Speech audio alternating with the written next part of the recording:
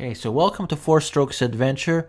I'm Tony, and on this episode, we'll talk about fuel economy and performance. If you like my show, please give me a thumbs up. So we'll start off with the easiest tips you could do, and we'll go to the harder tips later on in the show. But I'll tell you that the last tip that we're going to cover is probably the one that's going to have the biggest impact. So if you listen to all the way to the end, it'll probably be the one that will be the biggest impact. So tip number 1, fuel injector cleaner. So this was the easiest one to do, like I said before. And so when you go to a gas station and you're filling up your car, go into the store, grab a bottle of fuel injector cleaner, dump it in, and after you leave, make sure the vehicle is running for at least 10-15 minutes. So whether you do some more errands and you let the vehicle run for a little bit more, make sure let it run for that time. So the fuel injectors, what are the fuel injectors and how does the fuel injector cleaner help? Well, the fuel injector cleaners are actually mounted to the engine and they're controlled by the car's computer.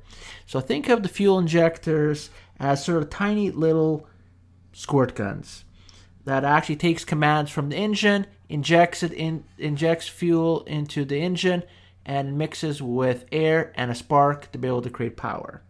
So the fuel injector cleaner, what a fuel injector cleaner does is just like everything else in life, as things kind of wear down and break up, there's debris.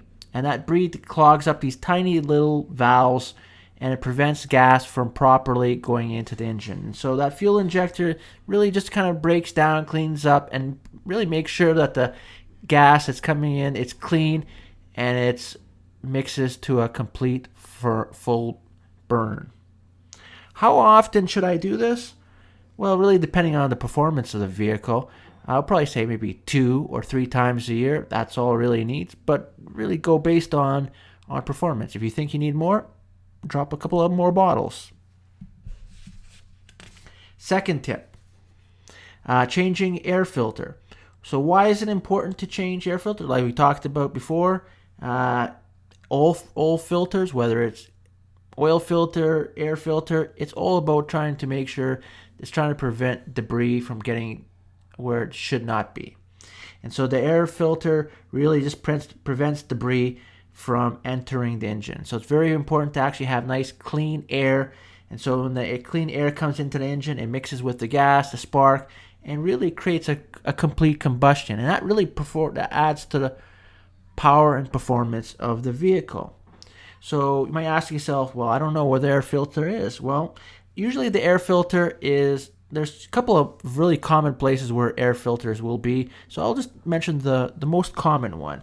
And so you'll take a look, you'll open up the hood, you'll see this black box and it has like this hose attached to and it goes right into the engine.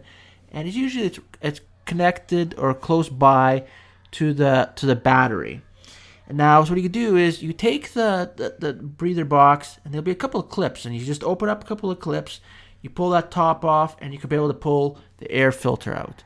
And so the question you might be asking yourself is, how do I know if an air filter is good or not? Well, you grab a light, and you take your air filter, and so put the light behind there. And if you could be able to see the light, then you know that the air filter is actually clean and you don't need to replace it. However, if you can't see the light, then you should actually replace the air filter. Now, tip number 3. This is probably, like I said, the one that it's the hardest one that requires a little bit of automotive skill, but also has the most impact and performance on the vehicle. So replacing the oxygen sensor, how often should you do that? Well, you should be able to replace an oxygen sensor about 80,000 to 100,000 kilometers. Or if you start to notice kind of engine performance. So if you take a look at the fact that you seem like you're spending more and more money on gas, that probably may be an indicator that the oxygen sensor has not been replaced for a long time and probably should be replaced. So what is the job of the oxygen sensor? Well, as the name kind of indicates, it is to be able to measure and monitor how much air is inside the exhaust stream of the exhaust system. So your engine produces the power, the exhaust leaves through the exhaust system, and your oxygen sensor, which looks kind of like a spark plug, within the wire attached to it measures how much air fuel mixture it has, and it'll send that information to the computer, and it'll determine how much. Is it too much oxygen? Is not enough oxygen? And how much gas should be sent to the engine. Now, depending on the type of age of your vehicle, you could actually have 2 oxygen sensors or possibly 3. So 2 oxygen sensors if you have an older vehicle, or 3 if you have, for example, like trucks. Trucks will actually oftentimes will have 3. So one on one side of the engine, one on the other side, and one at near the back of the vehicle. So I'll talk a little bit about the exhaust system and where to be able to find the oxygen sensor. So we have our engine, we have our exhaust manifold, and after that, then we'll have something that looks like a muffler, but it's not. It's smaller, and that is your catalytic converter. And so when you take a look at that catalytic converter, the oxygen sensor, there'll be one before it, usually, and then one after. And then you keep going down to the exhaust system, and then you'll see your muffler, and of course you'll see your tailpipe at the very end. Now, what makes the oxygen sensor needing a little bit of automotive ability? Well, it's not so much for the fact that you need very many tools. You don't need very many tools. You probably need maybe only 2 or 3 wrenches to be able to take that oxygen sensor out. However, it is actually the location of the oxygen sensor that makes it kind of difficult. So be patient.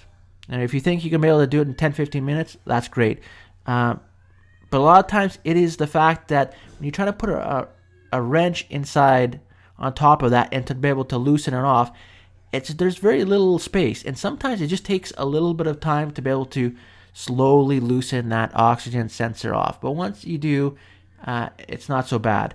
And to be honest, be persistent, because like I said, the oxygen sensor is one of those things that once you start up the vehicle and let it run for a couple of days, you will notice that the fuel economy of the vehicle really picks up.